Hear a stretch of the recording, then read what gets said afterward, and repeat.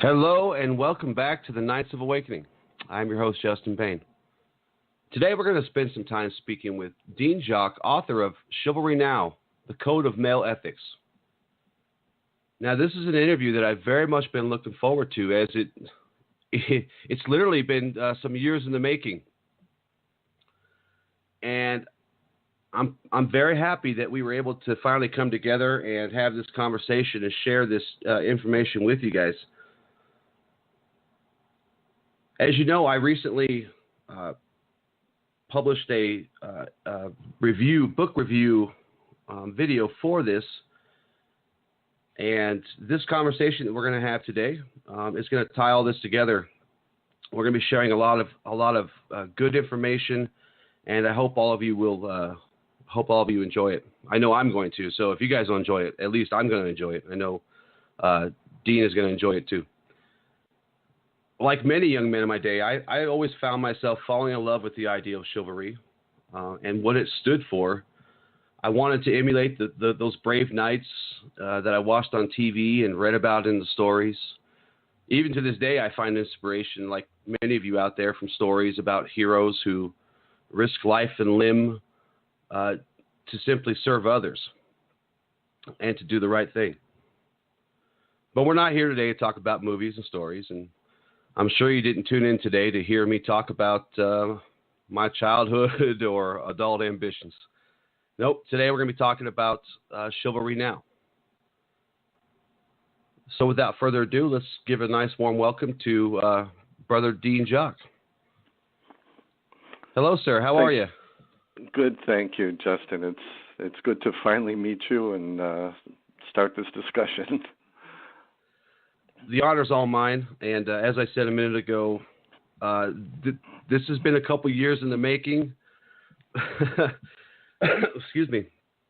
I hope you guys can forgive me today. There's a cold going around in my neighborhood or city or whatever, and so if I sound a little choppy, it's because I'm trying to get over this little cold that I've had for a couple of days. Before we get started, Dean, I want you to know that I've read your book a few times now over the years. I love this book because I found that many of the lessons taught within it resonated with who I wanted to be when I was a little youngling, and very much still resonates with who I've actually become. I'm glad to hear that. I don't know if you remember this or not, but I actually, on my desk in front of me right now, I have an autographed copy of the book that you sent me many years ago. Do you remember that? Well, my memory isn't as good as it used to be. But I'm glad. So we're gonna put that up for auction for $1 million and donate it to charity. Very good. Well, I'm happy you joined me, and I'm very much looking forward to this. So let's get into it. Tell us a little bit about yourself. Well, there's not much to say. I'm basically a quiet person, retired, happily married, and live in a small town in Connecticut. My interests include history, philosophy, politics, martial arts, and writing. I do have a certain passion, however.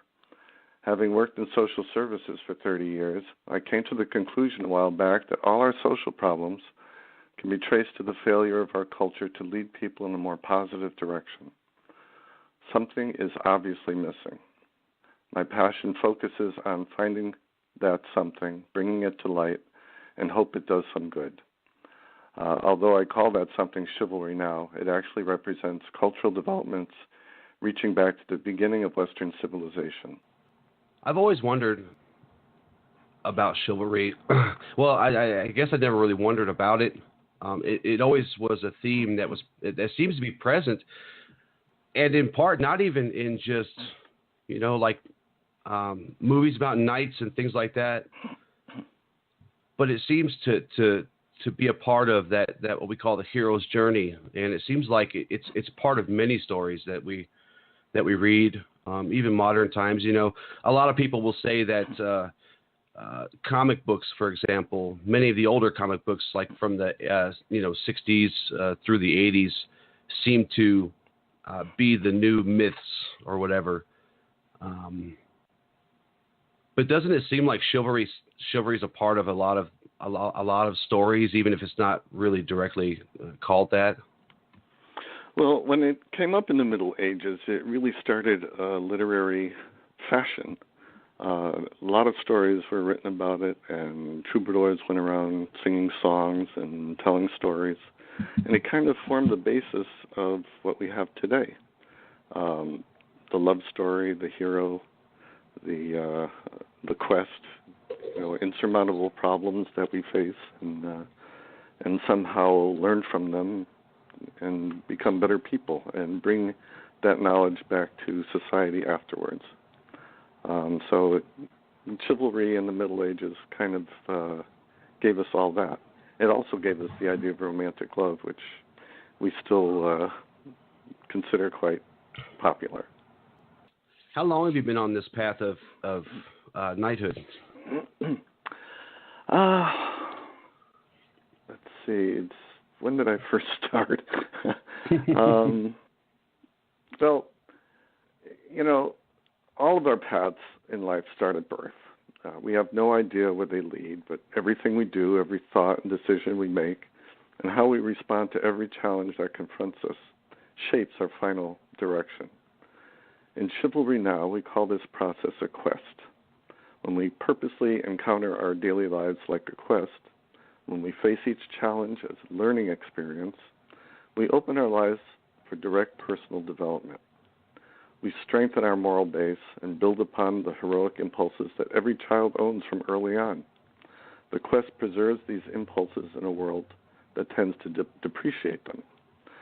So, as to your original question, I've been on this path all my life. What made me cognizant of its direction began after I saw a rendition of the musical Camelot in the late 1980s. I remember leaving the theater feeling very much like something had spoken to me. I decided to look into chivalry and found the cultural expression of Western ideas that I was looking for. And I know this is kind of a loaded question, but it's probably a really big question, because it's real easy. Once you said that you've been on this path all of your life, and I guess I would have to agree with that, because I don't remember a time that I wasn't thinking this way. So I just have to assume that it's always been that way for me, at least since I can remember. So the amount of inspiration is never lacking if you're already predisposed to look for it. But we'll give it a shot here. What outside sources influenced and inspired you? Well, working in a welfare department was certainly an eye-opener. My childhood was pretty bland and nondescript. Seeing firsthand how some people lived and the problems they faced troubled me. I tried to help them as best I could, but the system offered only temporary and superficial relief. There were other influences, of course. Being raised in the 1950s and 60s was very different from today. The heroes we watched on TV were morally conscious, like the Lone Ranger in Star Trek. To my mother's disappointment, I read a lot of comic books, too, little knowing that superheroes would someday be the greatest source of mythological expression, as evidenced today by the number of movies they inspire. Now, my education included 12 years of Catholic schooling and a bachelor's degree in liberal arts. I found myself strongly attracted to the writings of theologians like Teilhard de Chardin and Paul Tillich. Perhaps they, more than anything else, kick-started my search for big answers. The social turbulence of the 1960s certainly provided an environment that spurred independent thought. I steered my own course, however, in between the status quo and the youth movement, almost like a bystander wishing for a third choice. A big influence, when I was 12, my neighbor introduced me to the martial arts, Taekwondo at the time, which I still practice. Martial arts were not well known back then. My first teacher was taken in with the philosophy as he was with the physical aspects of the art. I felt myself part of some esoteric path that connected me to the spirit of the warrior. I remain on that same path today, although my focus has shifted from east to west. You mentioned comic books. Who was your favorite comic book hero back in the day? Oh, Superman, hands down. Superman, yeah. Yeah, and it kind of helped that there was a Superman TV show at the time, and how could you not? My favorite has always been Captain America. I just love. He's just. I guess he's very much like Superman in a lot of ways. He's probably Marvel's version of Superman, just not quite as powerful, but the way they conduct themselves, very much influenced by. Well, I don't know if they were directly influenced by chivalry or not, but they certainly played the part. Oh, they always had moral questions to ask, or they were facing moral dilemmas, and they always fought for what was good and right. And I think a lot of children kind of, that sinks into their psyches, because when you're young, you're looking to find what it means to be an adult, to be a man or a woman or whatever. And these influences help you along. They shape your identity, who you are, and your values. It's just too bad that life kind of kicks that out of you after a while. Yeah, to me, it sure seems a lot different. I mean, it seemed like I grew up in the 70s and 80s, and it seemed like I had more role models to look up to than we see today, and I guess that's why we're talking about this, because there really aren't a lot. And they were better role models too, unfortunately. Yeah, they were. Yeah. Along came the anti-hero, and then before you know it, they tried to put in a realism that kind of disconnected from idealism. Although you still see it cropping up now and then, like Lord of the Rings was a major mythological triumph, bringing the heroes back in the quest. Before we move on, I was going to touch upon the martial arts thing real quick. It's funny because as a young man, I took the martial art Kuk So Wan, which is also a Korean martial art, just like Taekwondo. And it was very heavy in philosophy too. It was more contemplation and less fighting. And as a young man, I remember thinking, wow, this is kind of boring. As I got a little older, I realized, wow, I'm so glad that was a part of it. Oh, yeah. Because it applies to the whole person, not just the physical aspects. My first teacher, like I said, was a neighbor, and he studied under a very, very famous teacher, Junri in Washington. And he used to practice in the backyard, and I'd watch, and I kind of annoyed him into teaching me. He really didn't want to. And so he taught me the old-fashioned way, where the first month all I learned was how to stand and walk.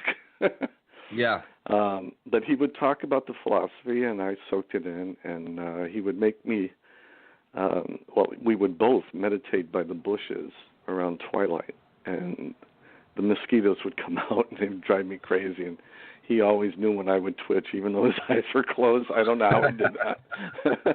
But it was a good experience. Young people need something to introduce them into adulthood. Otherwise, they kind of stay children all their lives. So let's get to it then. As you posed a question in your book, and I believe literally page 1, you asked the question, what does it mean to be a man? Okay, to my mind, a man is a human being who strives to fulfill his moral nature and related obligations. He is not just intellect or libido, which we tend to forget. He is conscience as well, which is the most defining yet underrated aspect of his being. The complete man is someone who applies reason to the moral discernment of his conscience. This forms the concept of nature's law, which, we hear about in our Declaration of Independence, which is firmly integrated into the rationale of Chivalry-Now. Our goal building persons who tell the truth, strive for justice, help those in need, act with courtesy toward others, and adhere to all the other aspects of today's chivalry. And I might add that being a real woman requires the same personal authenticity of completeness. And I know we're going to get into that here in just a second. But, as we go along, for the sake of the audience, for those of you who haven't read this book or visited the pages, and if you haven't, shame on you. I put this out a week ago. You should have had all that done. But shame on you all. Yes, we're gonna get into it a little bit more, and for the sake of you guys listening in, you're gonna start catching some reoccurring themes here, and there's a reason that here at the Knights of Awakening we like to beat dead horses, because they're important topics to remind us of over and over again. So we talked about chivalry at the beginning a little bit, but what is it? And maybe you can help us understand when it started, where it came from.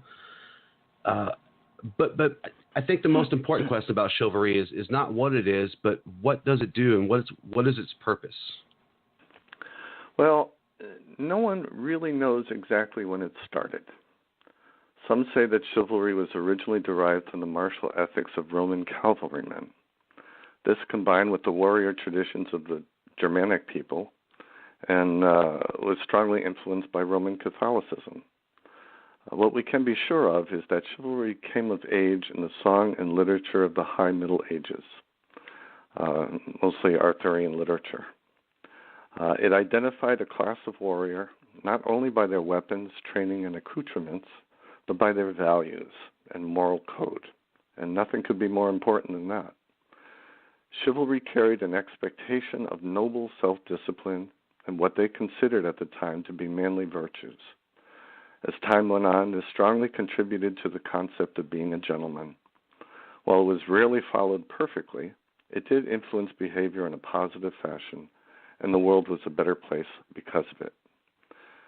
Transmitting and maintaining such benefits is an important function of culture. When this transmission fails, culture seriously declines, no matter how advanced it is technologically. And I think that's what we're seeing today. Yeah, I would agree. I mean, if you don't have a body without a soul, it doesn't operate right. Doesn't seem correct. It doesn't. Society is a living, breathing thing in my mind, and that's where the good and bad comes from it. And if it's not, a person can seem to be alive sometimes and not be not be connected to their soul, and it seems to make that person different. I know you probably can't. We probably can't prove that, or it's hard to explain. But we've all come across somebody who seems to just not be connected to all of themselves. And yeah. I think, that kind of reminds me of society. I look at society as a body, and it's living and breathing, but sometimes it seems like there's no soul connected to it.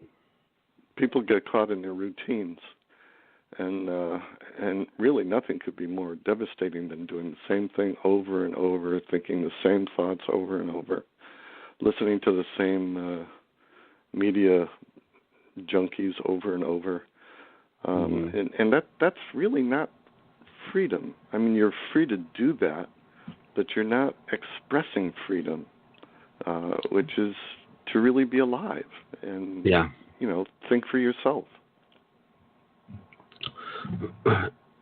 It's funny you mention that, because I use those very words in a video that I recorded last week that I'll be releasing sometime next week or this week or whenever I feel like it's time to put it out there. And it's the theme of it is basically these prisons that you feel like you're stuck in. You put yourself there because you keep making the same decisions and you keep hanging out with the same people and you keep listening to the same things. And like you said, and I mean, we call that insanity. You know, if you want change, you have to change the way you think, and you have to change the choices you make.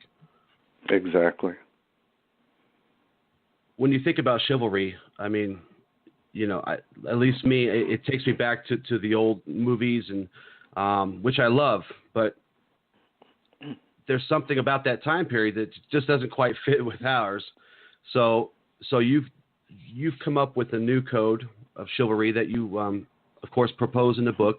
How is Chivalry-Now different from our old understanding of the code of chivalry? Well, there's differences, of course, but that doesn't mean that the two are separate. I think we need to say that right up front. I tend to think of what we have today as classic chivalry that has evolved to be appropriate for the times. It includes all the positive aspects of the modern world derived from the age of reason and enlightenment. It incorporates valuable insights of psychology. It insists on the personal responsibility posed by existentialism. It promotes a higher understanding of freedom, which includes human rights and a democratic process. Now, the timeline of Chivalry-Now does not only extend forward from medieval chivalry, it goes backwards as well, shedding light on the earliest roots of Western civilization. It reintroduces deeper meaning to concepts like truth and the highest good, as they were understood by the ancient Greeks. I consider that very exciting, so much so I wrote a second book on it. Understanding their deeper meaning sheds light on who we are and what we believe. I'm the father of 5 girls, 5 beautiful girls. I'll put it this way: I am surrounded by. When I was 11 or 12 years old, I remember that I prayed and I asked God to surround me with beautiful women, and He did. Just not in the way that I was thinking about when I was 12 or 13. Although I'll take it because as you get older, you realize that, you know, it's hard dealing with just one beloved. But the title of the book, of course, is Chivalry-Now, The Code of Male Ethics. If my wife or one of my daughters were to pick up this book off my desk here and read it, what value could they find within it? I originally wrote the book for men. During my years in social services, I was appalled by the attitudes of many of the males I interviewed. They often seemed completely detached from their responsibilities as men. The women usually kept their families together and well-fed despite major obstacles. In this regard, they seemed to better reflect their moral instincts. Many of the men, not all of course, were not only emotionally immature, they purposely shirked their responsibilities. They would even brag about it. They often lived off of the women who received welfare checks, which still amazes me because the money they received was pretty small. That's when I realized that our culture was failing to teach these men how to be men, how to be husbands and fathers and good employees. While welfare programs are necessary, they do nothing to compensate for cultural deprivations. And so the problems continue. Now, as Chivalry-Now gained an online audience, many women expressed an interest. While Chivalry-Now was meant to be a male counterpart to feminism, its focus on universal values and personal development also related to women, and they were responding. By then, of course, the book was already titled and in the process of being published, but our online community quickly included women as well. Indeed, some of our best exponents are women, and we are stronger for having them. I trust that your wife or daughters would find an advocacy in Chivalry-Now that expresses their moral instincts as well. It was, I would say at the very least, they would know what to look for in a man. I would hope that I exemplify that for them. For my daughters sure especially, you know, there are days where they test me, but my wife and I had talked about this at different times, and I've talked with people about it over the years, and you know, they would say, "Wow, Justin, you're kind of tough you're kind of tough on your kids. They're just girls. And I would say, look, yeah, I would say, look, I have to be the shining light for them to look up to. And I'm not trying to make men out of them. However, what I am doing is exemplifying an example that they not only gain strength from. Hopefully they look up and they get inspired. But most importantly, someday I'm going to leave this earth, and they need to know what to look for in a person or people that they can trust. And I think that's part of what the Chivalry-Now lesson is to, be the best person you can be, and be that example for others, for not necessarily to follow if they can't, but to look up to at least. Yes, yeah. They're going to learn what relationships are about, what men are, from you. And I just wish more men realized that and took their responsibilities more seriously. To quote a passage in your book, this is the society that young people grow up in, a society without heroes, without myth, where virtues are so coupled with hypocrisy that they can no longer be held in esteem. While many factors contribute to this, a central component is the degradation of what it means to be a man in relationship to the world. Men still carry a lot of power, but it's power that often lacks a viable moral compass.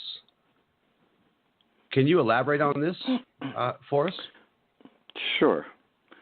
The world we live in is radically different from any that came before. While society has never been perfect at any point in history, with all our knowledge and technological advances, we should be better than we are. It seems that we have applied our knowledge more toward convenience than actual human advancement. The evolution of human nature cannot properly move forward as long as we continue to embrace the vices of the past as if they were virtues. For example, we have always in history known that greed is bad.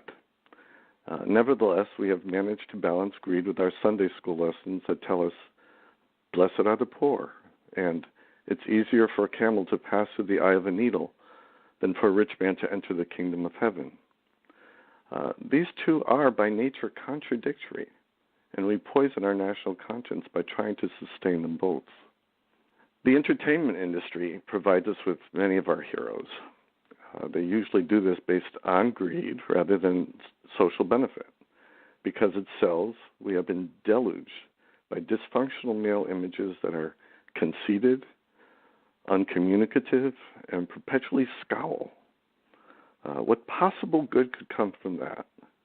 These fictional movie heroes only become heroes who get the girl because an irresponsible script makes it that way. When young males see this and receive no cultural guidance to contradict it, many of them emulate what they see, the popularity of the dysfunctional male image that doesn't lead anyone to being happy. As a follow-up to that, Dean, who are your heroes? Well, I've had some heroes in my life that, I could give you their names, but you wouldn't know them. Certainly my martial art instructor, a friend of my sister a long time ago who kind of took me under his wing. And definitely Stephen Forget, whom you know very well too. But a lot of my heroes are people I read about, such as Marcus Aurelius, Thomas Jefferson, Thomas Paine, Abraham Lincoln, Martin Luther King, Mohandas Gandhi, and Krishnamurti. None of them were perfect, but as human beings go, they did their best to serve as prime examples to us all. Yeah, that's quite a lineup. It's funny. Well, not funny, funny, ironically, that I remember when I was a kid going through school, we learned about Martin Luther King, and that great man that I learned about going through school has transformed into a different man that my children are learning about now. And I don't know who to blame for that. And I guess at the end of the day, it doesn't matter to me whose fault it is, why they changed him up. But when they come home and they talk about Martin Luther King, I give them the real history lesson. So my kids go to school twice a day sometimes, unless I'm working. But fortunately, my job allows me to only have to work 4 days. I'm 4 days on and 4 days off. So I'm fortunate enough to be able to spend a lot of time at home as well. The time that I'm at work, usually they're sleeping anyway, so it works out good. But my kids have to go through school twice because they go to school and they learn and they come home and tell me what they learned because of course I'm always asking them how their day went, whatever. And then they have to sit through a real history lesson from me. So to be a student of history, I think that's one of the most important things anybody can do. Don't just take my word for it. Dive into a history book. Dive into online. The internet's a good place and a bad place, but if you dig deep enough, you'll find the truth. But many of the people you mentioned, there's a lot of good examples to learn from there for sure. Agreed. And the fact that they weren't perfect is okay because none of us are. But these guys, they pushed it as far as they could, and some of them unfortunately lost their lives for it. But that's what courage and integrity is. To me, I think you keep doing the right thing no matter what happens. Yeah. That's what life is about. I mean, why should it be doing the wrong thing? People don't even ask that question. I always tell my kids to ask this question: what would Dad do? and as a kid, I would find myself, and I know this may sound silly to some, but I don't care because I'm not in the business of saying what's popular. But as a kid, I would ask myself questions. What would Cap do? It was my single biggest source. Well, I'm not being completely truthful. My grandfather, God rest him, that man walked on water. I'm pretty sure of it. But besides my grandfather, I look to the fiction to help fill the voids that I couldn't find around me. And I would ask myself, what would my papa do, or what would Cap do, and it usually kept me going on the right, down the right path. Very good. You're lucky. Blessed. Remember, the quest of the Holy Grail is answered not by an answer, but by a question. And I think that's the moral of the story. We discover things when we question them. And even if we can't find an actual answer, the question itself gives us a different frame of mind and opens us up to life. I always enjoy hearing people tell me how they found what I call their moment of awakening. Your book gives us some insight into this. And you were saying earlier that you could name names about some of your heroes and none would know them. I certainly feel like I kind of know them because I've read your recollection of them in the book several times. Can you share a little with us how you came to your moment of awakening? Well, it was I was pretty much by myself at the time. First of all, it's the nature of the quest to provide many awakenings as we encounter life with the enthusiasm of an inquisitive mind. I have accidentally found a number of books that were phenomenally insightful from beginning to end. I have seen barely noticed acts of kindness that confirm the goodness of human nature. I've experienced love that has turned my entire life around. And I can't emphasize that enough. The list goes on, which is why we encourage people to appreciate what life brings to them as part of their personal quests for truth. That way they take them more importantly. My particular moment happened in my mid-20s. It was completely unexpected, and the message escaped me for years. I went down to a local lake with some friends to watch the sunset. No big deal. I wasn't expecting anything.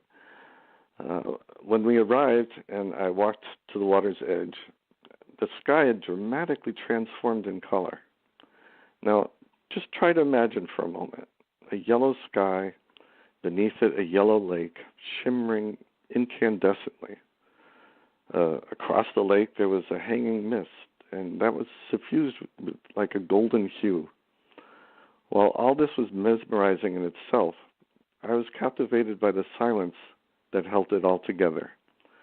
I sensed what I can only describe as an unvarnished experience of reality itself, liberated from social illusions and the trappings of ego.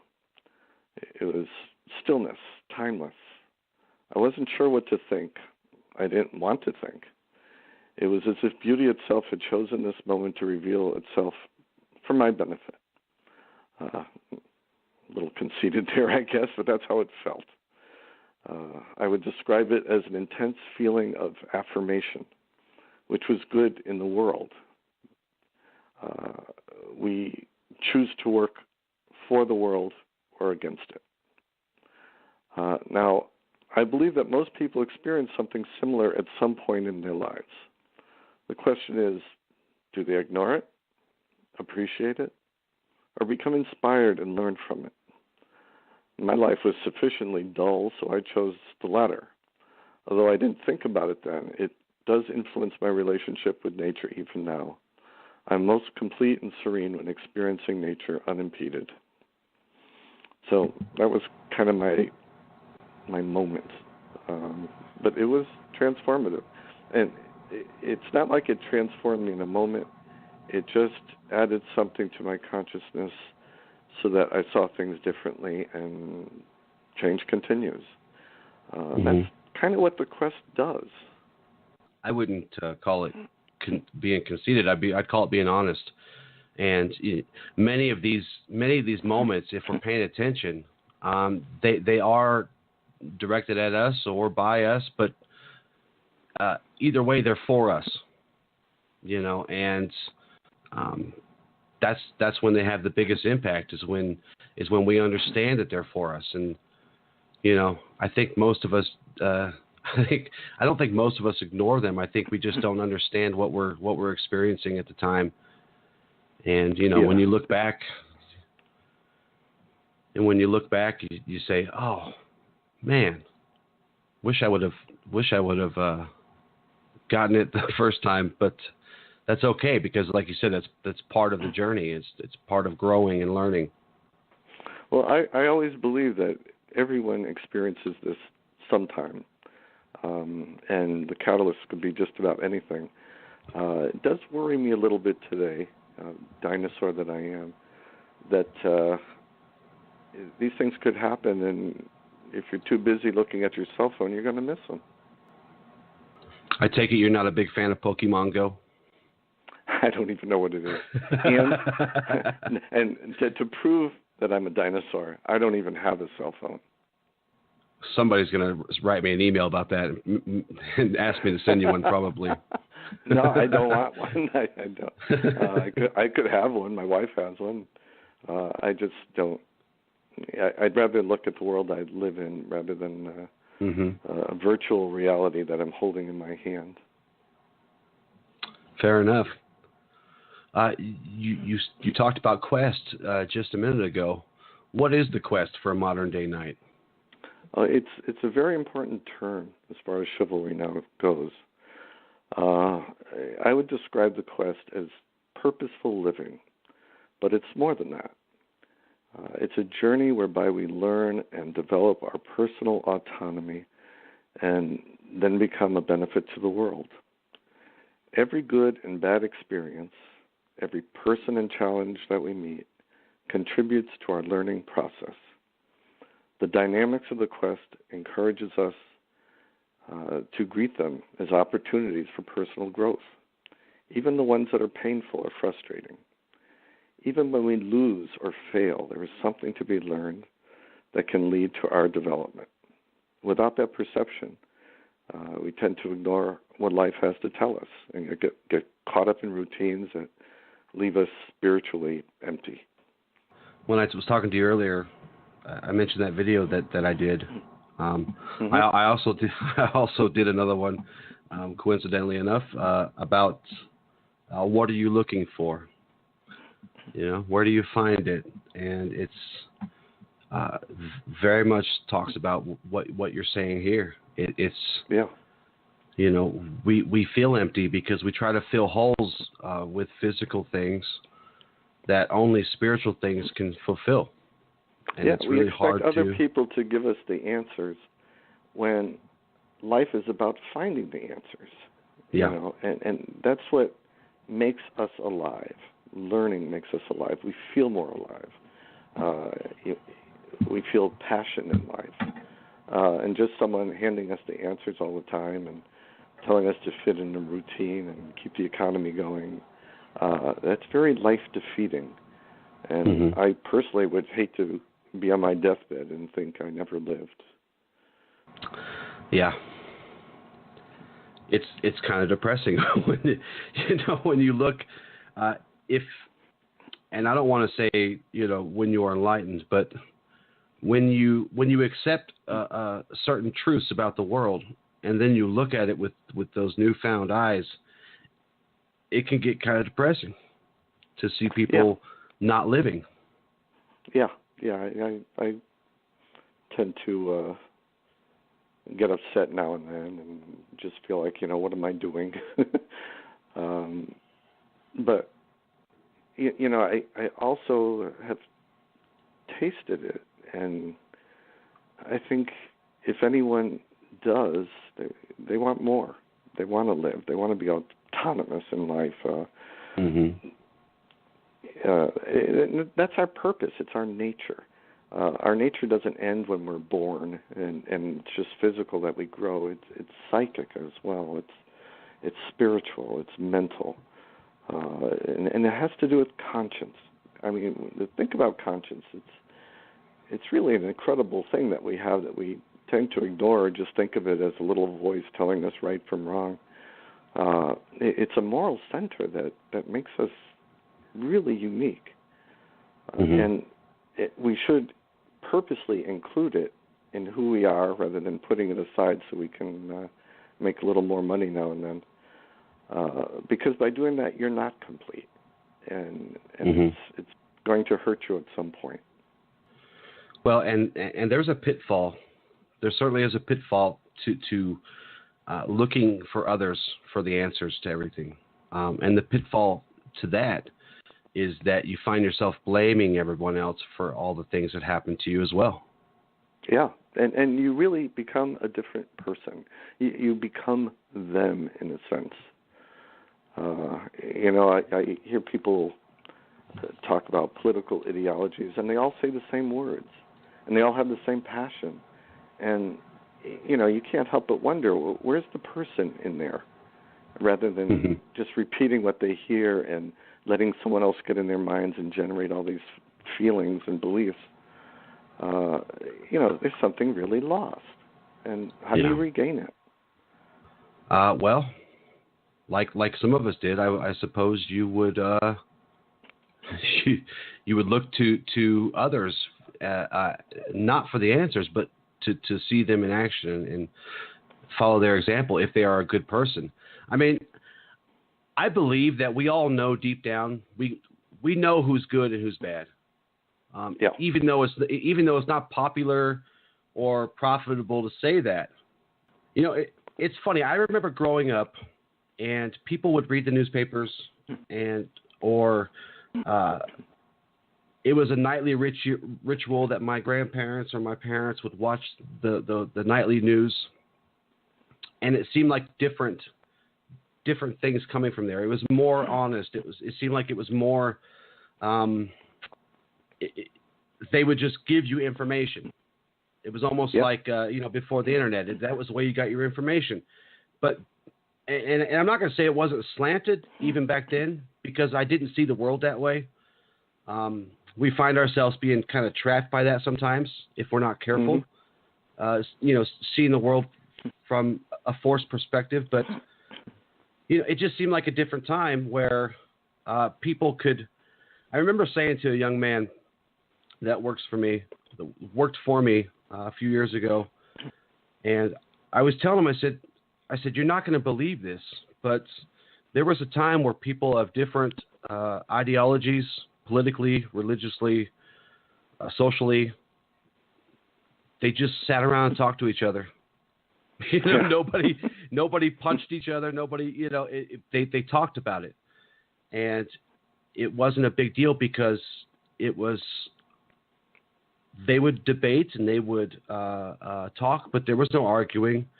There wasn't my guy's better than your guy or my lady's better than your lady or, I'm right and you're wrong. It was they talked about everything, and we don't do that anymore. Well, our nation was founded on incredible intellectual hope. Our founders were the elites of their time. And they took a lot of their ideas from the Enlightenment and Age of Reason principles from Europe, which they kind of devoured. And being in a nation away from Europe, they could put them to the test, and they worked.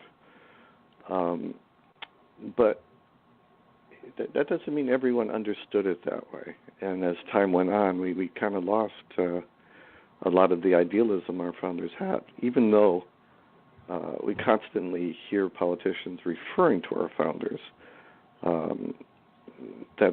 Those are just words of convenience. What was really there was a strong intellectual and emotional connection that looked forward to a better future and for humanity's progress.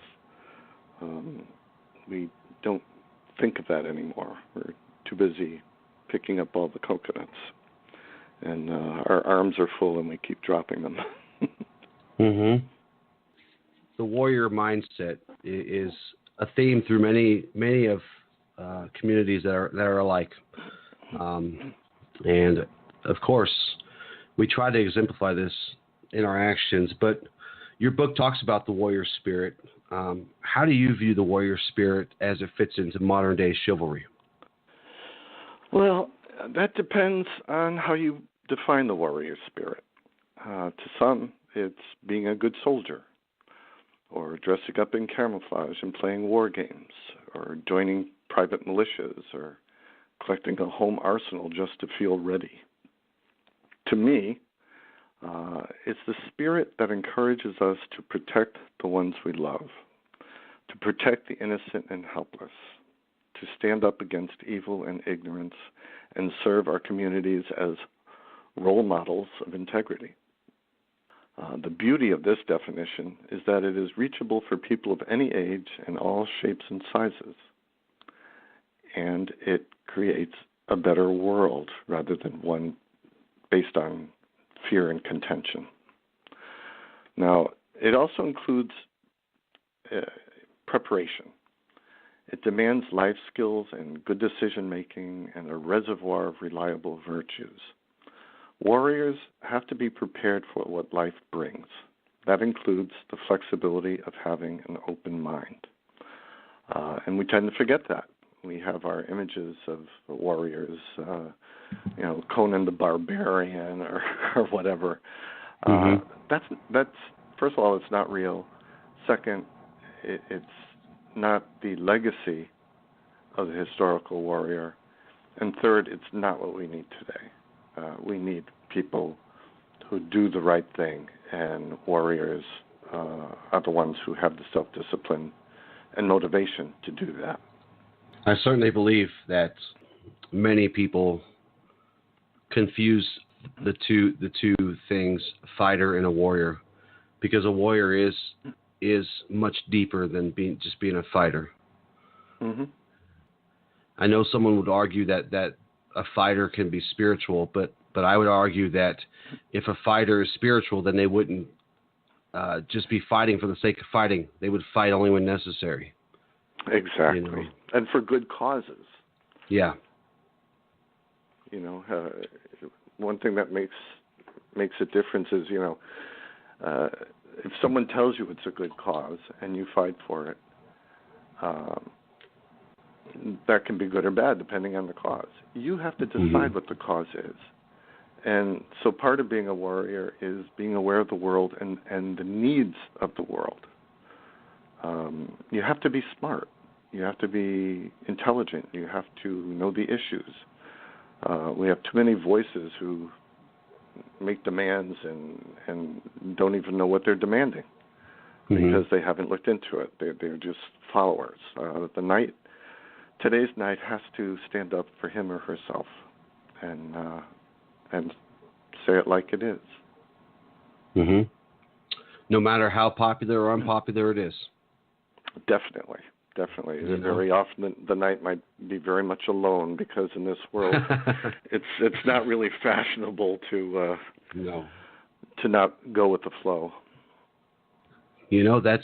That's something that I've never had an issue with. It gets me in trouble a lot. Yeah, it gets me in trouble. But it causes people to question my tone, as they put it. And I tell them that it is what it is. Yeah. We need more people like that. We need people who do it. Otherwise, we live in a democracy. It's supposed to reflect the people. Well, if the people are all followers of this ideology or that ideology and they don't think for themselves, what kind of democracy is that? Based on which lie you like best? That's wrong. That's wrong. Our founders, like I said, were intellectual. They wanted us to be educated. Thomas Jefferson started a college. They wanted free schooling for young people, and that they deemed was important to the democratic process. Because if you can't tell truth from lies, then democracy fails. If you don't think for yourself, democracy fails. If you just follow along one group or the other, democracy definitely fails. I had somebody that I'm not going to name because those who are listening will know what I'm talking about. But I had somebody call me sarcastically say that I must have been the most enlightened person on earth. And they said this sarcastically because I am able to see the perspective of both sides and come to my own conclusion. And well, that's what it's all about, isn't it? Yeah, I always thought so. What so. are you if you don't do that? I always thought so. What are you if you don't? Yeah. I don't think, I didn't think that was some kind of special quality I had. I just thought that was supposed to be normal. This is how we're brainwashed by society. Yeah. Our culture is responsible for making us free-thinking individuals, and it just kind of doesn't do that anymore. No. It's a shame. It's a shame, but not all hope is lost. I meet young people all the time who restore my faith. They do. And that's good. And, we have to keep encouraging that. Mm-hmm. It's kind of sad that my children will go to school and sometimes they feel like they're different because they follow an internal moral compass. And, to me, when I was growing up, and maybe I was different then too, like they are in that respect, but that was the way I was raised. So to me, it's normal. I'm raising them in a lot of ways the way that my grandparents instilled things into me. And I have these conversations every once in a while where they say, they'll tell me about something that happened in the day, and as we get to the end of their story, it turns out that they feel a little different or they feel like an outsider in the situation because no matter what, they rely on the moral compass that they have developed over the years, and it's sad that they think that makes them different because that should be normal. It is a little difficult sometimes when you don't fit in with the crowd and you don't just bow down to every fashion or fad. But the compensation is this: you're really alive, and that says a lot. So the book deals with themes that many people, and I will admit, the first time I read this book a couple years ago, I never considered some of these themes to be a part of this, chivalry and knighthood. But the book deals with themes that many may not associate with chivalry, such as climate change, cultural degradation, corporate greed, commercialization of society, which we've talked about quite a bit so far, as well as other charged topics. I mean, they're hot button topics, and the reason we bring them up is not because it's popular to talk about them right now. And as people will see, we can talk about these and not be screaming at each other, which is really strange, I know. But can you elaborate on why these go against chivalry? Sure. The answer is really quite simple. Chivalry is a moral philosophy. It calls for a positive response to threats and evils. It calls for a better world. What the movie Kingdom of Heaven called a kingdom of conscience. Today's knights are civilized protectors. They represent a new kind of citizen. They're not lackeys to political partisanship, which inhibits a true and healthy progress. They do not follow liberal or conservative ideologies. Instead, they follow where truth leads and what intelligent conscience dictates. Now, in Chivalry-Now, we're not looking for followers. We want open-minded people who see things detached from popular illusions.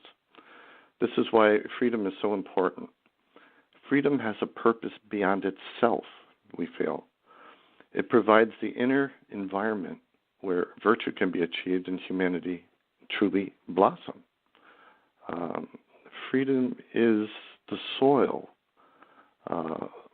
where the fruit grows from. A lot of people are just concerned about freedom. Well, we should be concerned about freedom, but we have to be concerned about what we do with it, because you can do good, you can do bad, or you can do nothing.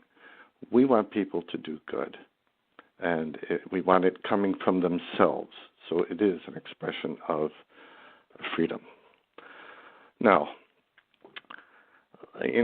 look, climate change is happening. It is a very serious threat.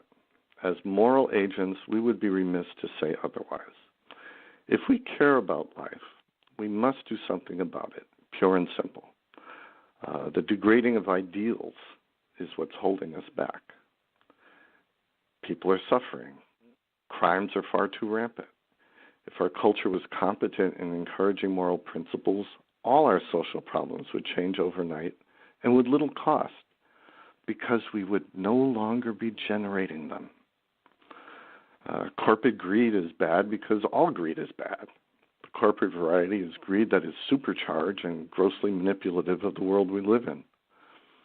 The commercialization of society steers people away from the values of everyday living and toward whatever illusions greed wishes to dictate.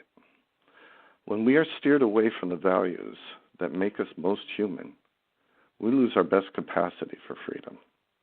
And, Chivalry-Now is about that. You can't live separate from the world. We're here to make it better, and that's what the warrior instinct is about. Mm-hmm. You mentioned in the book that the world only cares about quote-unquote feminism because it's become commercialized and does not really care about the rights of women. Can you speak to this? Well, it's not just feminism. It's everything. The media will generously focus on any subject that draws sufficient ratings. They will not only focus on it, they will purposely stir contention as well. Feminism, for example, is a benign movement that calls for equality. As Americans, we should all be for it. But if a few cranky extremists say outrageous things, they are used by the media to paint the whole movement as something that threatens the fabric of society. This raises fear and resistance. Commercialized media also explains why we hear the same political extremists over and over again, while ignoring the moderate positions which represent the majority of people. The extremists represent only a small minority if they are given all this media time to sway people according to their positions. Well, it's done its trick. We're a divided nation. And this division influences everything and does not raise leaders who are really worthy of power. It used to be we looked for leaders who had noble qualities. That's why our founders formed a republic rather than a pure democracy.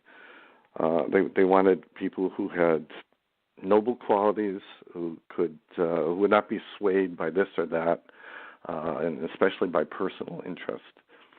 Well, that's gone. But can we retain that? Can we look for statesmen rather than ideologues? I hope we can. I hope we can help encourage that. Yeah, the majority of people are in the middle, and which is sad because, as I was saying earlier, I had somebody sarcastically call me, an exceptional human being, and they were being sarcastic because I was able to see both sides of an issue. That's the majority, or it should be. I mean, I just don't think. I think you're right. We only hear voices that shout the loudest because they provide more ratings and stuff like that. Yeah. It doesn't entertain me. I'll tell you that. No, and it's done a lot of damage to our country, and probably other countries as well. It does a lot of damage, and the people doing it earn millions of dollars doing it. Yeah. They're doing it on purpose for their own benefit. They don't necessarily believe what they say, and that's something to really consider. They're in a way they're trying to make fools of the American people, and that bothers me a lot. And there's probably more than two sides to every issue. If you can just get out of the conservative or liberal mindset, you might say things as they really are, and they're quite different than what we anticipated. That's really very important. If we're going to survive as a nation, we've really got to go in that direction, I think. We may have a caller. Would you mind taking a caller real quick? Sure. Area code 518. You are live with the Knights of Awakening. How are you? I'm doing great. By the way, Brother Justin, this is Steve Forget calling in. I recognize the voice. I just wanted to call in and offer my support to my brother Knight Dean. I've been sitting here from the beginning, very, very interestingly listening to the show and to the comments you both had, and I've been enjoying it very much. Well, we knew. I told Brother Dean at the beginning that you were going to be keeping us honest and you were going to be watching. So. Yeah. Oh boy, now I'm in trouble. It's kind of funny and a coincidence too. But I've known Dean probably going on 8 or 9 years now, and the coincidence is that around the same time I first started listening to Knights of the Awakening. So I've known both you guys around the same time. Dean a little bit more personally because we've met each other a couple times and we talk to each other on the phone on a regular basis. But the relationship between all of us is about the same length, about 8 or 9 years, and I've learned a great deal from both of you gentlemen. And I've been very inspired by your entire way of life, Stephen. Mm-hmm. Yeah. Well, I appreciate it. I think the way I discovered both of you gentlemen was thank the Lord through the internet. I was surfing the internet one day with the word chivalry, and the first one that popped up was Chivalry-Now, and I think shortly thereafter, Knights of the Awakening came on there, and like I said, from then on, it's been history. So, yeah. Stephen Forget is a man totally committed to chivalry and knighthood, more so than anyone I've ever met. Yeah, he keeps us honest for sure. Yeah. Don't give me a big head. I'm just like everybody else. I'm humbly trying to continue on with this quest called life. You know, making my mistakes along the way, but hopefully the good Lord will give me the strength to get back up every time I get knocked down. So I consider it a privilege to be a brother knight with both of you guys. I know one of the things that I noticed right away was many of the similarities between, I guess what you'd call the Jedi ethic and the chivalric ethic. I mean, there's so many similarities. They almost belong together, you know. Mm-hmm. I would certainly agree with that, and mainly because the Jedi mythos probably stole a lot from the chivalric values. But that's okay. Inspiration comes from all different things, and it doesn't lessen the value of those inspirations for sure. Oh yes. I mean, I know that a lot of people who are into the Jedi Knights got their inspiration from the fictional Jedis, but those of us who are into the more, what you might call traditional knighthood, we got a lot of our inspiration from what you might call fiction or legends. I think a lot of us grew up on the stories of King Arthur or the Knights of the Round Table and all that, and those are legends too. So, you know, even though on planet Earth we have real orders of knighthood, I think even them got a lot of their inspiration from the legend. So we owe a lot to the legends of knighthood and chivalry down through the ages. That's for sure. Well, it's really good to hear your voice. It's funny that you called in today because I don't know if you remember this, but you actually helped us with a show many years ago. Do you remember that? Yes, I do. I was on there. I think with you and your friend David was on that show. Yep. You know, I was on for like about half an hour or so, and I enjoyed that very much also. Brother Stephen has been with us from the beginning. I mean, almost from the beginning. I mean, from the very beginning. So if there was a lifelong KOA achievement award, you probably would be the front runner because you've been here just as long as I have. Gee, I didn't know that, but yeah, it seems like it's been quite a while. So, well, anyway, the reason I just wanted to call in is just like to support Dean and to let you know how much I'm enjoying the interview. So what I'll do is I'll let you guys get back. I know you've got some more questions for Dean, so I'm going to sit back here in upstate New York and comfortably listen to the rest of the show. Very good. Thank you for calling, Stephen. Okay. Take care, guys. Yeah, you too. Bye-bye. Thank you. Bye. We are going to get into the good stuff here. Not that the rest of the stuff wasn't good, but this is what's the bread and butter of this book for me was what you called the 12 trusts. Let's get to it. Trust number 1. I will develop my life for the greater good. Can you tell us what this means? The 12 trusts are our code of chivalry for today. We call them the 12 trusts. And like you said, the first one is developing your life for the greater good. Now, there's a reason why this trust comes first. Today's knighthood, which we define as a meaningful, life-transforming commitment to the ways of chivalry, does not just happen by itself. It requires preparation. We all have skills and talents and perceptions unique to who we are.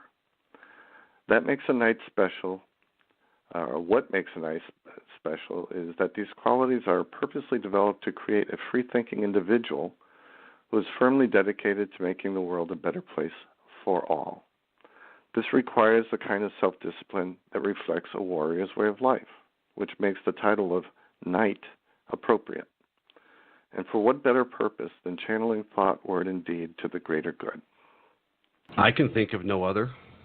That's why we do it. People forget what the word knight means, you know? Yeah. And that's the goal.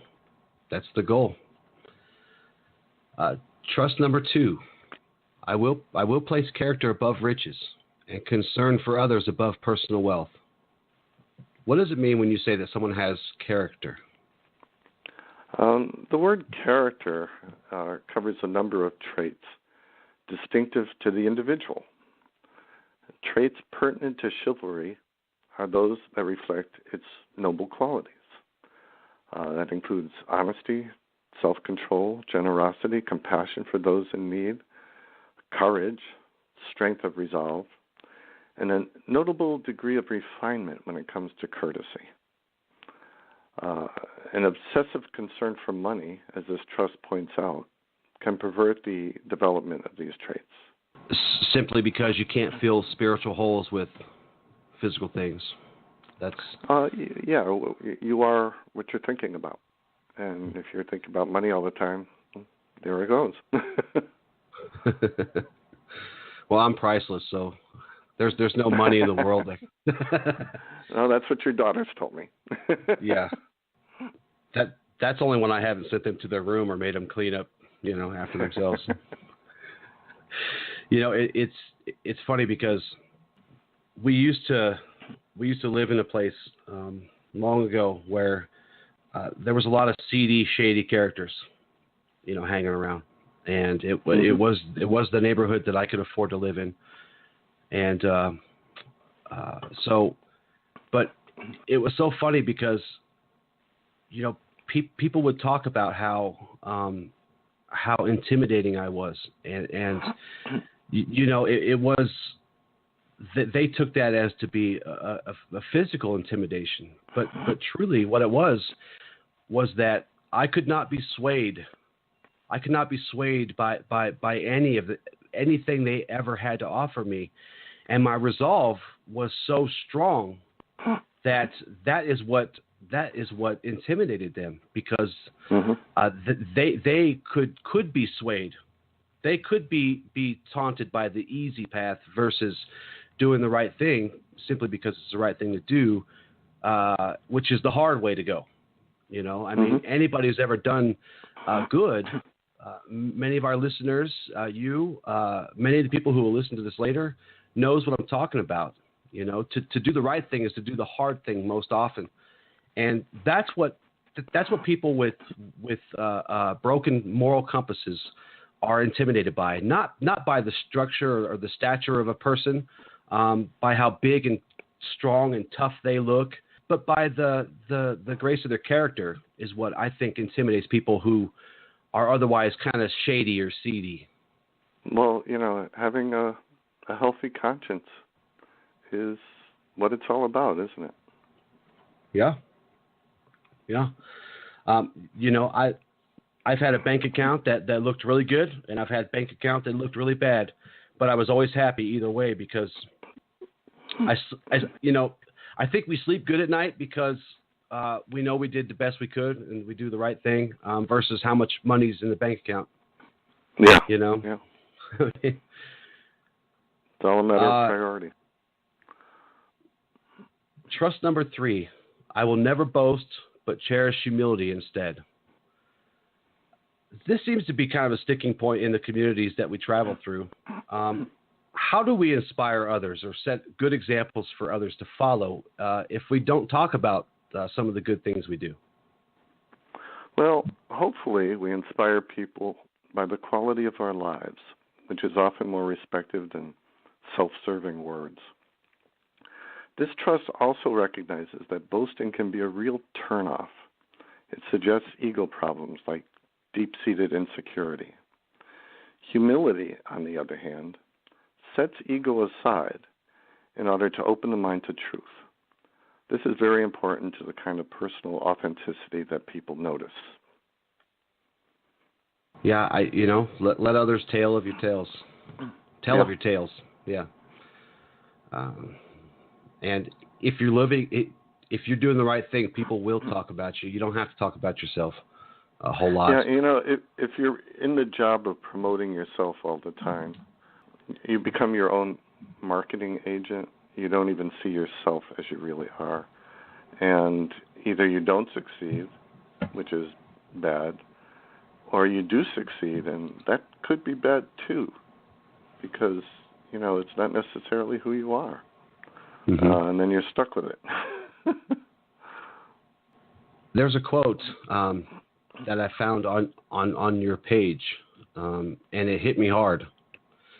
The quote is, "It is enough that I know inside that what I do is the right thing." Oh, yeah. I remember that quote. Some years ago, a young man wrote it in a comment. They beautifully summed up the interior motivation of chivalry's appeal. Doing good deeds is a reward in itself, in that it affirms the moral standing of our being. It does not require outside recognition.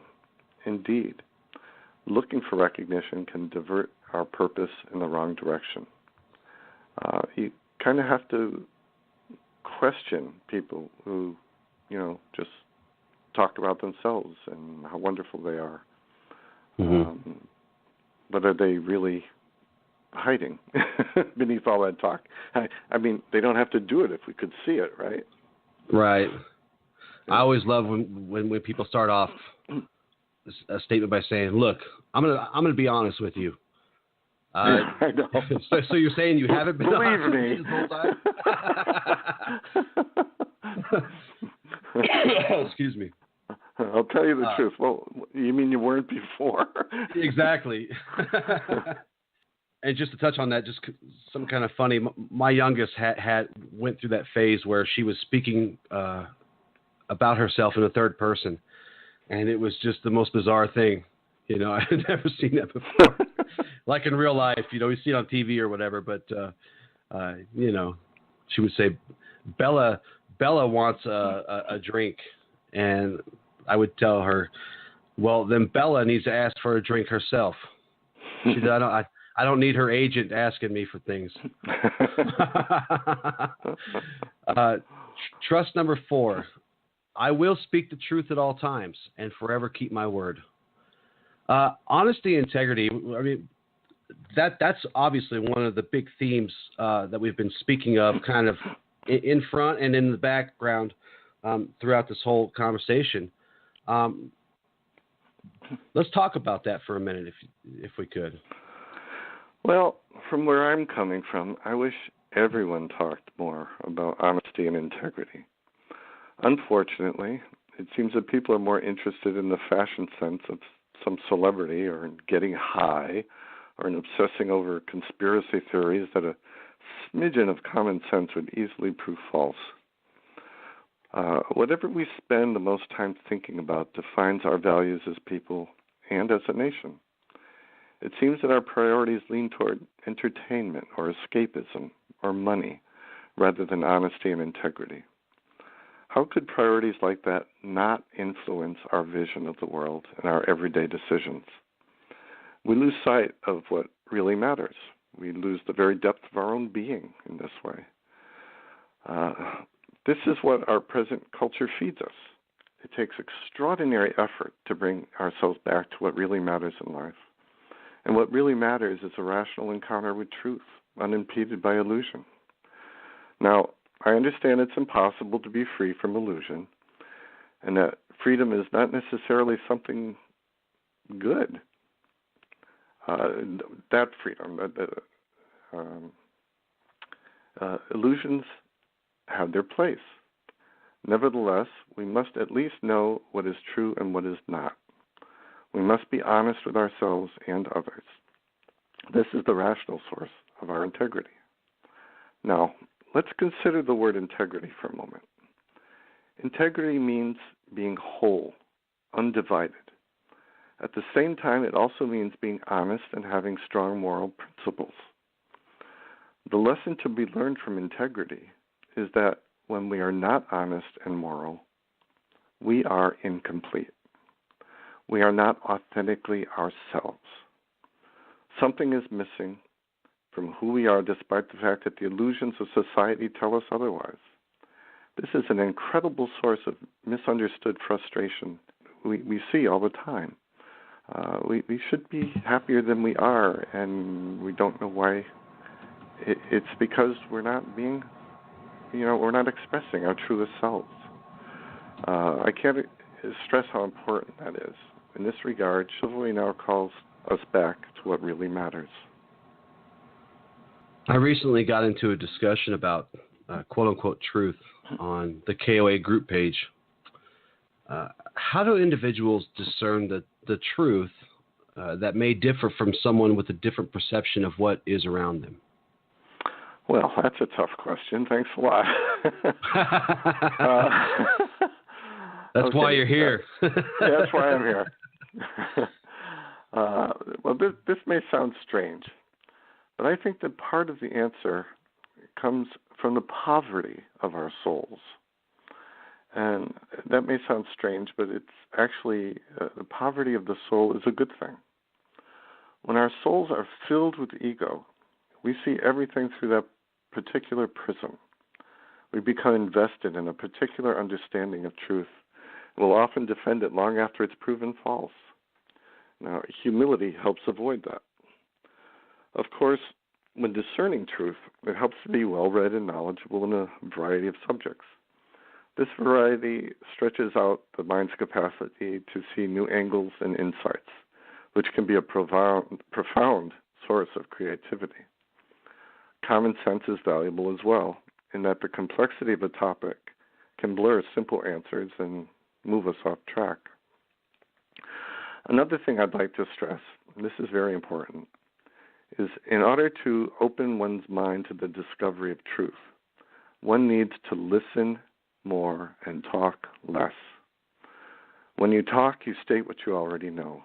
When you listen, you open up your capacity to learn. Our relationship with truth should always be one of learning rather than commandeering conclusions that may be wrong. Again, humility shows its value in doing this.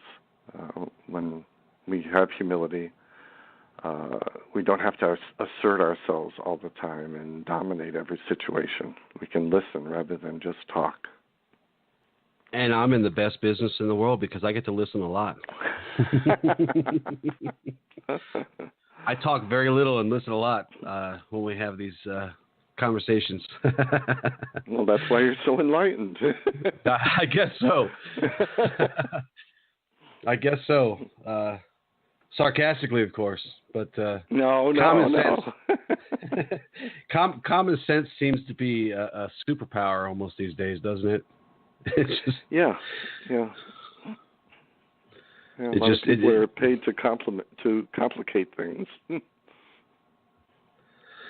Yeah, man. I just today it blows my mind. Still blows my mind.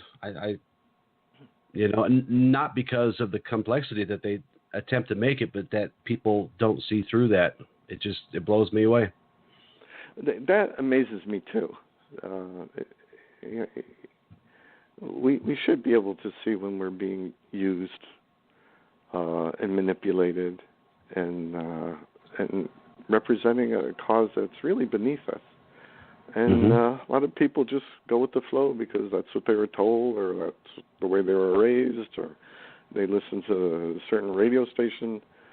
And you lose yourself in that. You never awaken to what life is about. You just become a recording, in a sense, of someone else's thoughts. Yeah, and it breaks my heart. It really does. Yeah, me too. Me too. Our country could be so far beyond where we are now if we only, if our citizens really took on the responsibility of thinking for themselves. Trust number 5. I will defend those who cannot defend themselves. In what ways can we defend others? Well, the first thing that comes to mind is intervening in situations where bullying occurs. People, especially children, should not have to live in fear. There are many career options that offer opportunities for defending and helping people, such as the military, police services, social work, the field of medicine, and emergency responders. But we can find opportunities in less obvious places as well.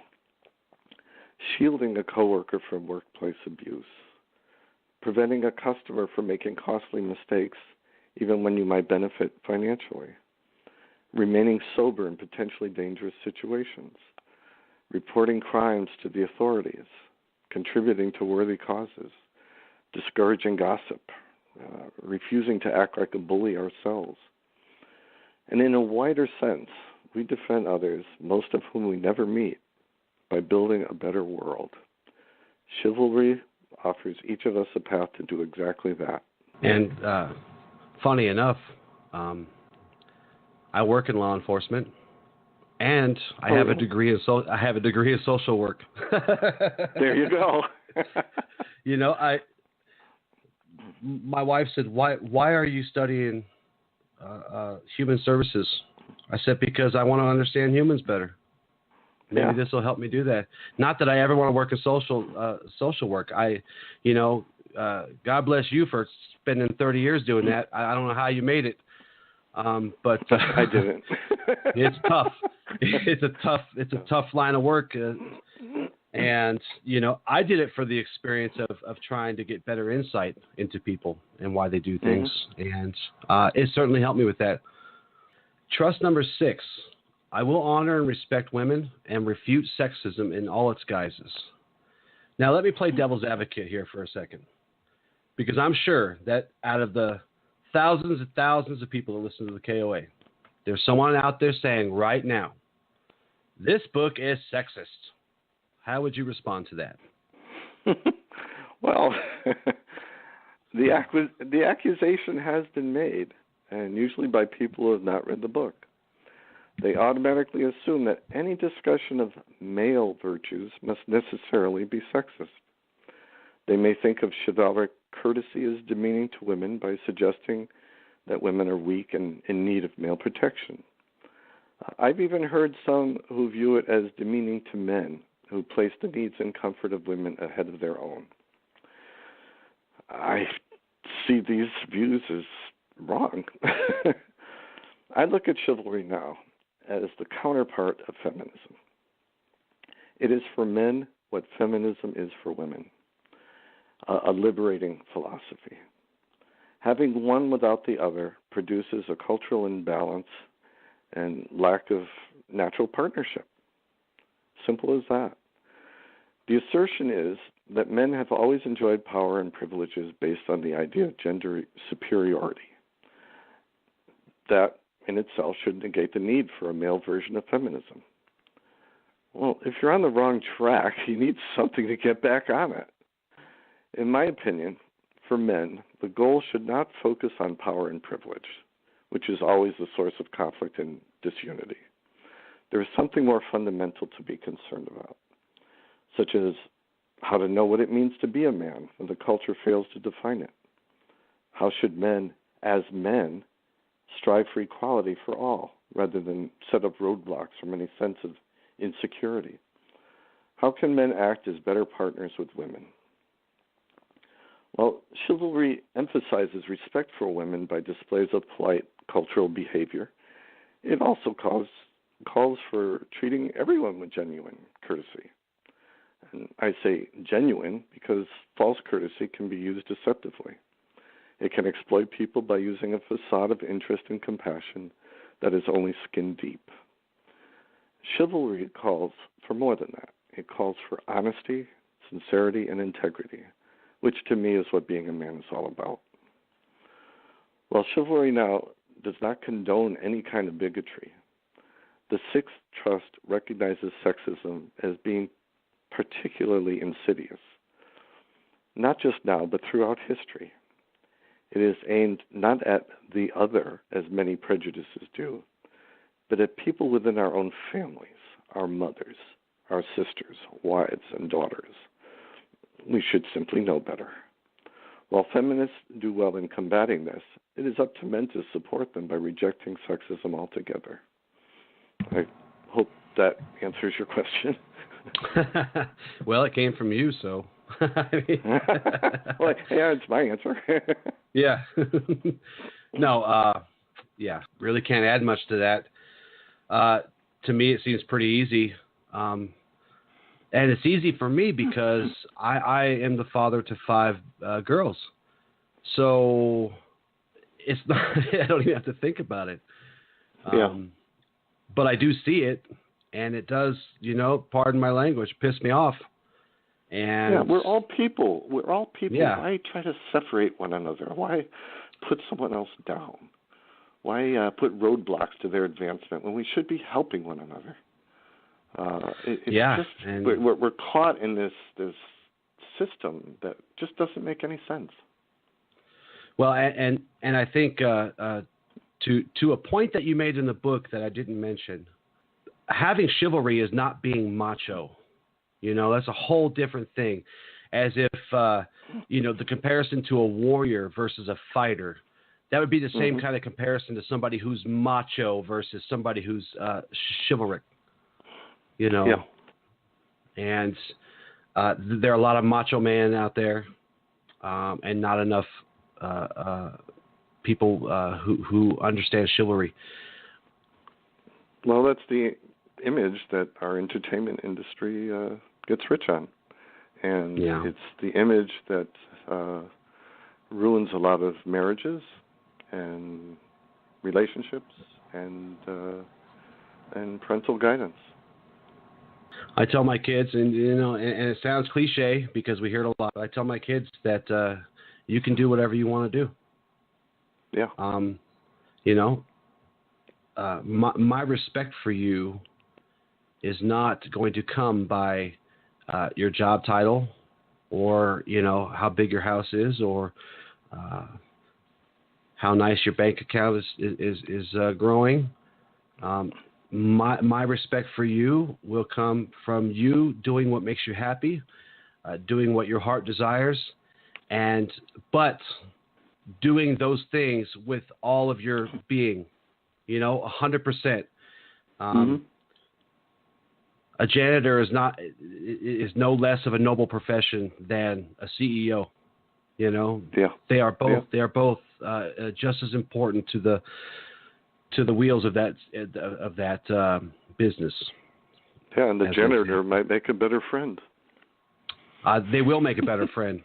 I can tell you from experience, they will make a better friend. Yeah. No illusions to uphold. No. Trust number 7, I will uphold justice by being fair to all. What is your view on justice? Well, first of all, the man who disregards justice is not a warrior. No matter what his prowess, intellect, or position in life, his lack of a respectable moral standard makes him a brute. And a knight is not a brute. Our sense of justice reflects who we really are. It is the reason we tell the truth, defend those in need, give generously to the poor, and refute all forms of bigotry. Justice provides the measure by which we determine good from evil and ultimately determines our sense of honor. Justice is the bedrock of every successful culture and civilization. In everyday life, we uphold justice by being fair to all. And I wrote something years ago, and I'm going to paraphrase it because even though I wrote it, it was a long time ago. That, a knight understands that justice can also be a terrible thing sometimes, especially when you're considering, things like death penalty or the sense of justice where somebody's going to be punished.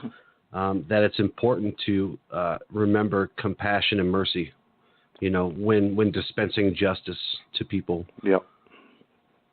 Exactly. Because really, it's not justice if you just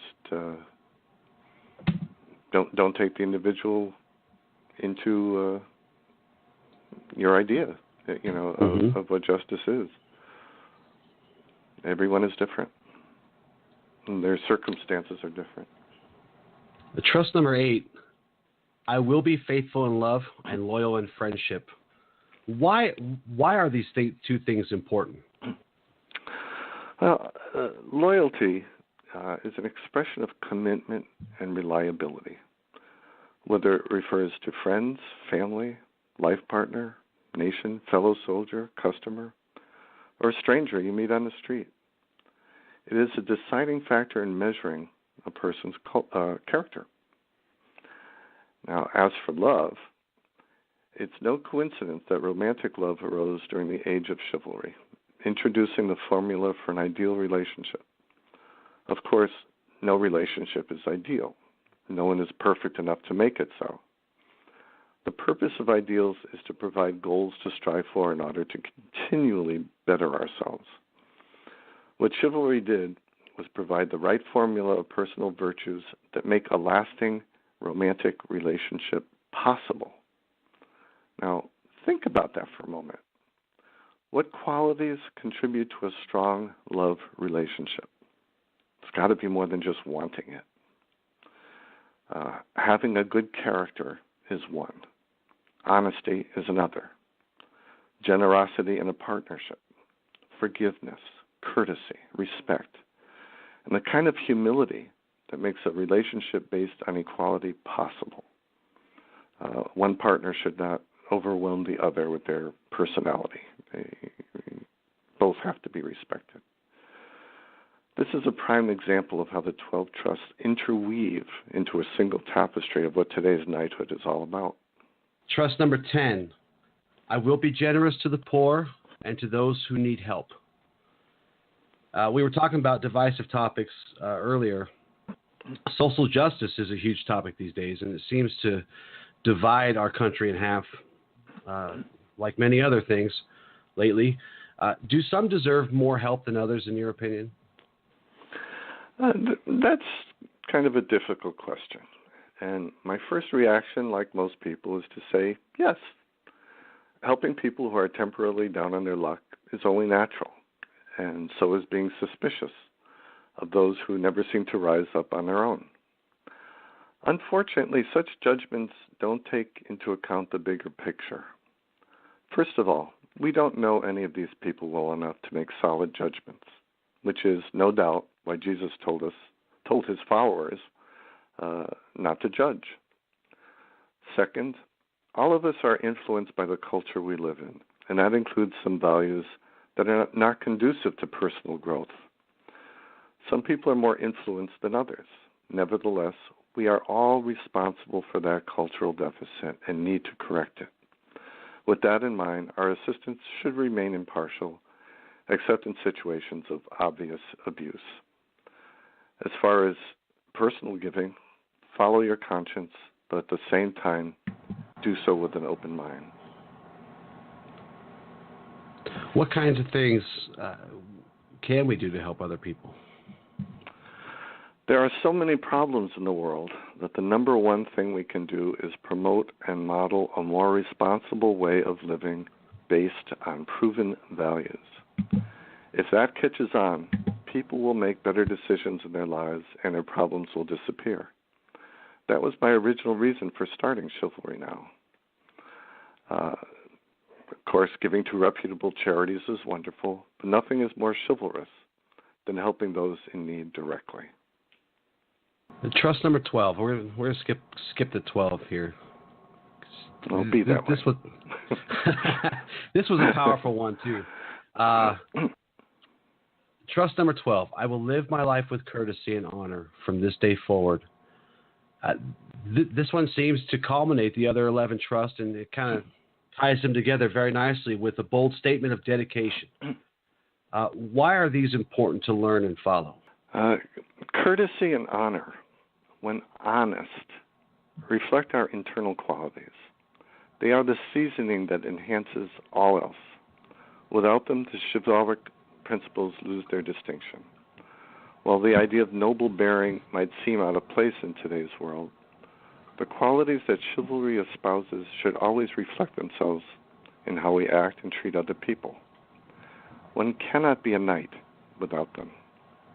Off air, maybe down the road a little bit, maybe we can look at dedicating a series to focusing in on these 12 trusts, because they're very important, and they lay down a good foundation. It's a good map to walk a journey with. Agreed.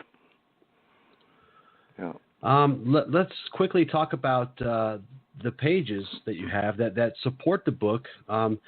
This is my favorite thing about the internet, is that people can write a great book and give some good, solid lessons and good, solid, powerful messages, but then they can also support that forever and ever and ever with pages and stuff dedicated to these.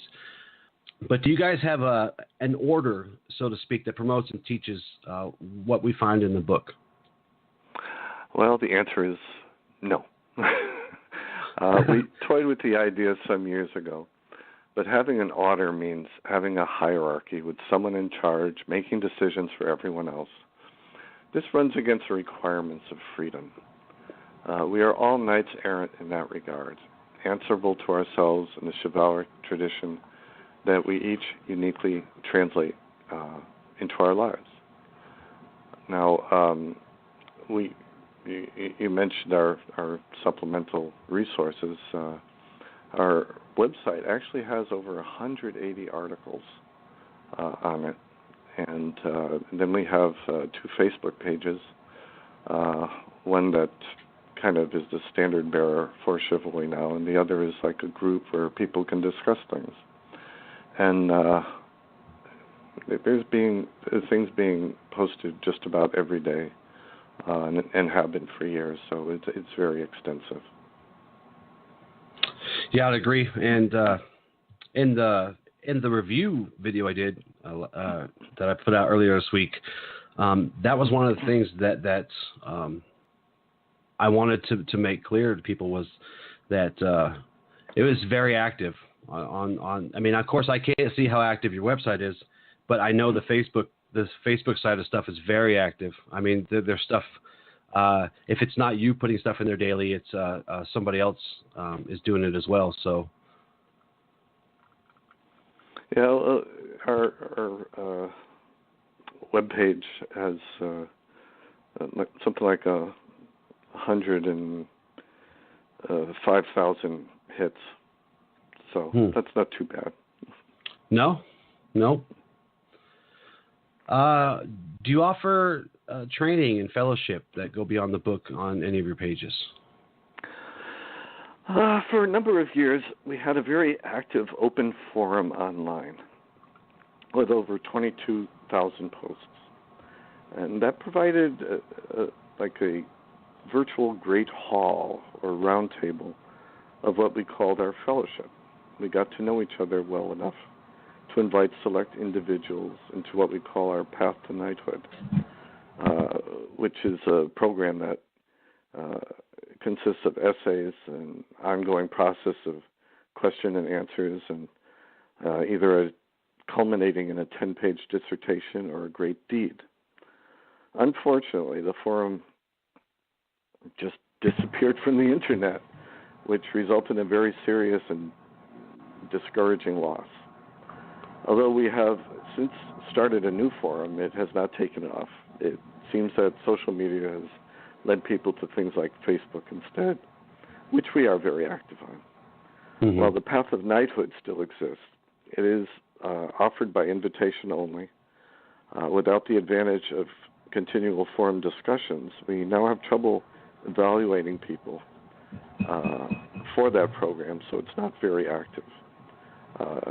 Nowadays, when we give the accolade, it's a pretty rare event. Mm-hmm. Do you guys do anything offline? Unfortunately, we're all pretty, widely distributed on Yeah. Yeah, I know. I know there's in Colorado. There's a couple people who train at with swords, and have started a class and based it on the 12 trusts, which I find very encouraging. Oh wow! And we did have what we called a gathering in my backyard once, and like 4 people came from Colorado. One came from as far as Germany. Stephen Forget was there from upstate New York, and Stephen Harris from Massachusetts, and it was a pretty good group. And I live in a very modest house, so we had to set up tents. Mm-hmm.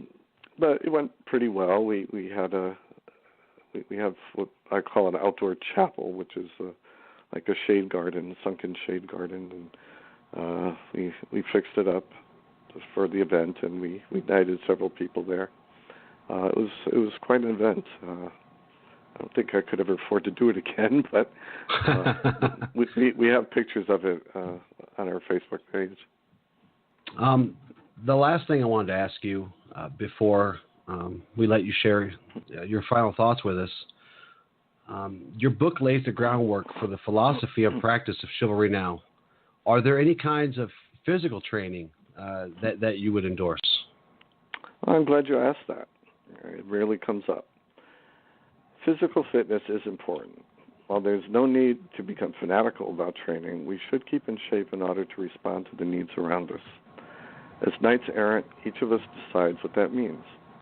I try to work out every day with a regimen of martial art exercises, coupled with weight training, running in place, going for walks with my wife, and swimming in the summer.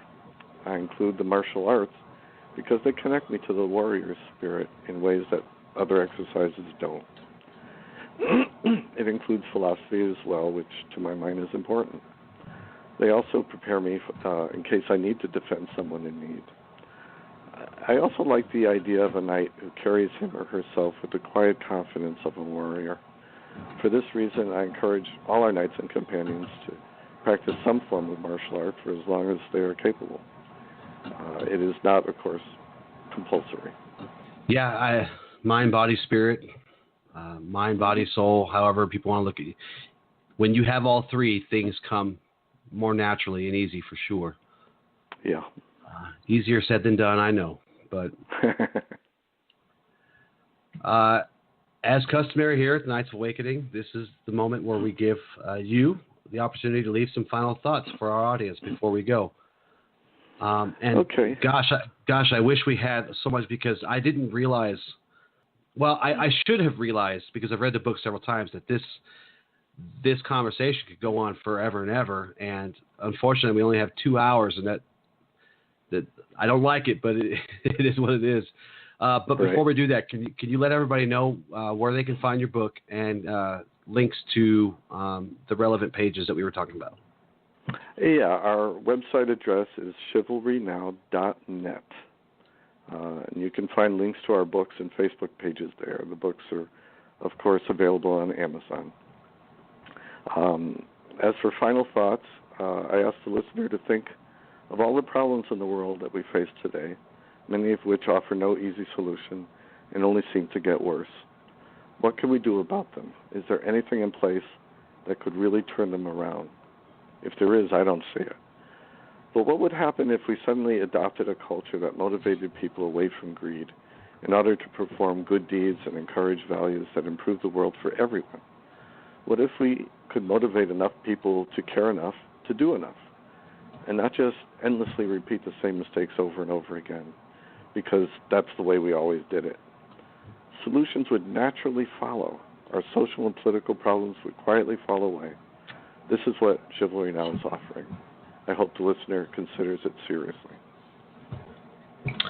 And I do too.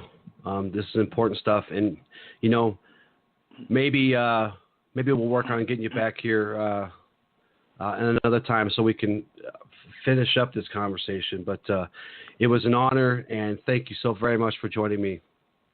Oh, I'm in your debt, Justin. Like I told you before, I don't normally do these things. I've never done it, actually. But the quality of what you do kind of convinced me that it would be appropriate venue. So thank you very much. You're like a poster boy for Chivalry-Now. Well, that's better than being a poster boy from other things people have called me over the years, so I appreciate it. Well, thank you so very much, and enjoy the rest of your week. Thank you. You too, sir. Everyone, that was Dean Jaqcues, author of Chivalry-Now. I want to thank you all for joining me. I love you all very much. And until next time, awaken the night within.